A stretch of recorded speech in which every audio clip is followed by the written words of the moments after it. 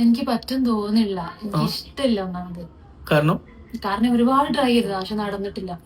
അപ്പൊ ഇത് നടപടിയാവും തോന്നില്ല. കണ്ടോ? അപ്പൊ ഇന്നത്തെ ബാച്ചിൽ അഡ്മിഷൻ എടുക്കാൻ വന്ന, നമ്മുടെ ഓൺലൈൻ കോഴ്സിൽ അഡ്മിഷൻ എടുക്കാൻ വന്ന അപ്പുവിന്റെ ഒരു മൈൻഡ് സെറ്റ് ആണിത്. ഫുൾ നെഗറ്റീവ് മൈൻഡ് സെറ്റും കൊണ്ടാണ് വന്നിട്ടുള്ളത്. അപ്പോ വിഷമിക്കണ്ട. അതായത് എനിക്ക് പറയാനുള്ളൊരു കാര്യം, ഇപ്പൊ നിങ്ങൾക്ക് ഒരു ഫ്രണ്ടിനെ പോലെ ഒരാള് ഇപ്പോൾ എല്ലാ ദിവസവും നിങ്ങൾ ഫ്രീ ഉള്ള സമയത്ത് നിങ്ങളോട് ഫോണിൽ ചാറ്റ് ചെയ്യുന്നു. ഇപ്പോൾ ലേഡീസിന് ലേഡി ട്രെയിനേഴ്സ് ആയിരിക്കും, നിങ്ങളോട് ഇംഗ്ലീഷിൽ ചാറ്റ് ചെയ്യാം. ഓക്കെ, നിങ്ങളോട് ഇംഗ്ലീഷിൽ ഫോണിൽ സംസാരിക്കുക.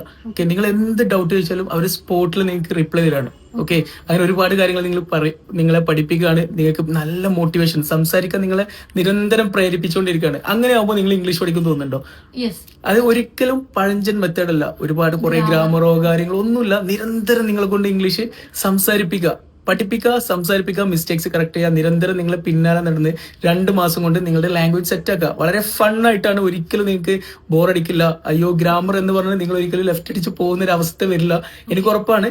അതും വളരെ ചെറിയ ഫീ. ഇനി റിസൾട്ട് ഇല്ലെങ്കിൽ മുഴുവൻ ഫീയും റീഫണ്ട്. അപ്പോ ഇത്രയും പോലെ.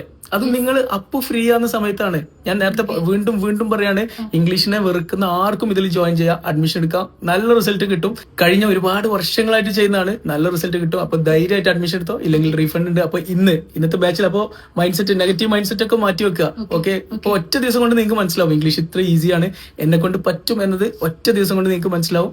അപ്പോൾ ഇന്ന് ഈവനിങ്ങിലാണ് ബാച്ച് സ്റ്റാർട്ട് ചെയ്യുന്നത്. ധൈര്യമായിട്ട് അഡ്മിഷൻ എടുത്തോ. സെറ്റ് അല്ലേ?